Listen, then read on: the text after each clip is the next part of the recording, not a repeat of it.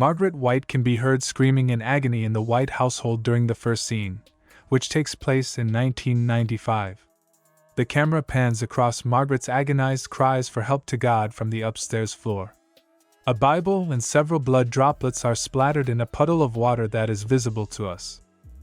Margaret, believing she has cancer, is writhing in agony on the bed and pleading with God for mercy as she is taken.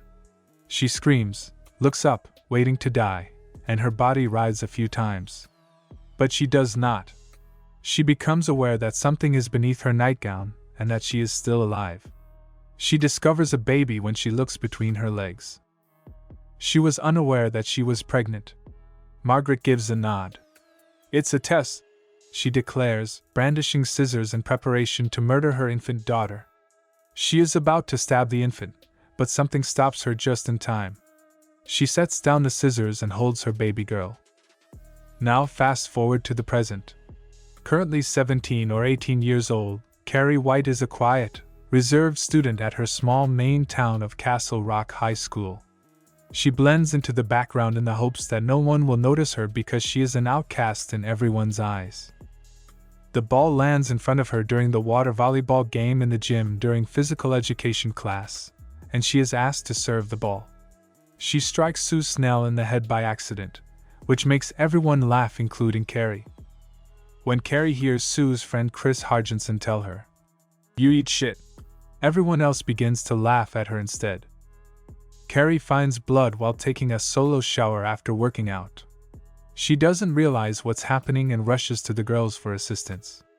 Carrie is having her first period, but the girls, led by Chris, realize that she does not understand it. Instead of offering assistance, they hurl tampons at her while yelling, "Plug it up." Chris even uses her iPhone to record it. Sue even joins in on the chanting and taunting, but she gives up midway because she feels embarrassed about what she is doing. Ms. Desjardins, the gym teacher, hears them and slaps Carrie to stop her from screaming in an attempt to calm her down. I hear Ms. Desjardins yell at everyone to leave. A light breaks as the girls make their way out. Sue feels so guilty and sorry for Carrie.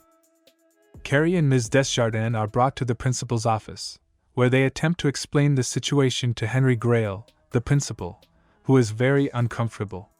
He gives Ms. Desjardins instructions on how to discipline the girls who took part in the incident.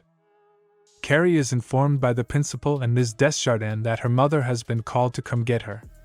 Carrie turns pale and begs them not to call her mother. Principal Grail says that because the state forbade her mother from homeschooling Carrie, they are aware that the school is having issues with her mother. However, Ms. Desjardins reassures her that everything will work out. As Carrie begins to hyperventilate, a nearby water cooler breaks. Carrie walks out of the workplace. Carrie is picked up by Margaret. Sue, Chris, and her rugged boyfriend, Billy Nolan, are seated close by. Chris plays the video for everyone to see, in which Carrie watches what Chris and the others are doing. Sue's expression shows more guilt as she continues to look at Carrie. Carrie apologizes to her mother for forcing her to go to school while driving home. Carrie wants to talk to Margaret about why she didn't tell her about her period when they got home. Carrie says, "I thought I was dying." She is told to come inside by the evasive Margaret.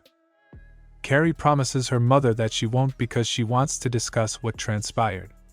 One of the local boys rides his bicycle around the car while Carrie is sitting in it, calling her "Crazy Carrie."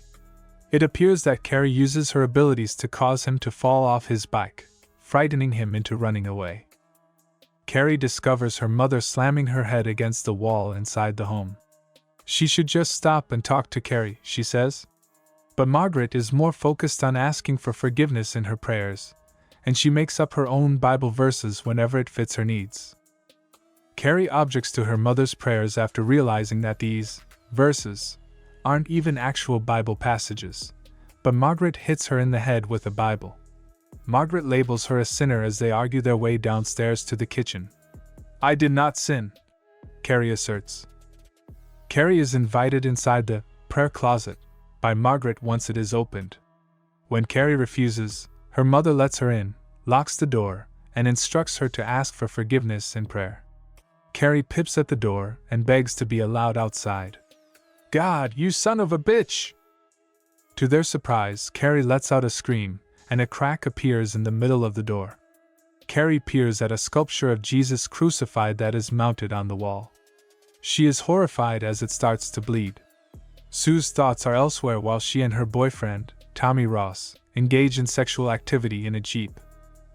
As they get dressed, Sue discusses her feelings of guilt over what happened to Carrie and her initial assistants. Tommy tells of how he once defeated a bully who had been tormenting him.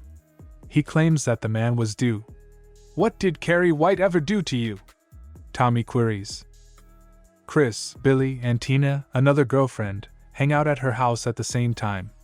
Unaffected by her actions, Chris decides to humiliate Carrie even more by posting the video to YouTube on a whim. Margaret is sewing clothes and singing Bible songs back at the White home. When she finally opens the closet, Carrie is dozing off. Asking if she said her prayers, she wakes her up. When Carrie accepts, Margaret reverts to her loving role as a mother. They hug and say, "I love you." Ms. Desjardins imposes rules on Chris, Sue, and the other girls who took part in the Carrie's shaming the following day. Ms. Desjardins inquires about Chris and Sue's prom dates and informs Sue that she used to vote for her as prom queen but has since changed her mind. Ms. Desjardins informs them that they will be held accountable for what they did to Carrie, calling it a very shitty thing. She also says that it appears that someone recorded the event on camera, pointing at Chris, because she is fairly certain that she did it. For a week, they will be performing suicide sprints after school. If someone rejects the penalty, they will be suspended and unable to attend prom. "While you run, I want you to think long and hard about what it would be like to be Carrie White," says Ms. Desjardins. Chris eventually calls the entire punishment bullshit and claims Ms. Desjardins is incapable of carrying it out. Sue tries to get her to accept the penalty and move on, but she refuses.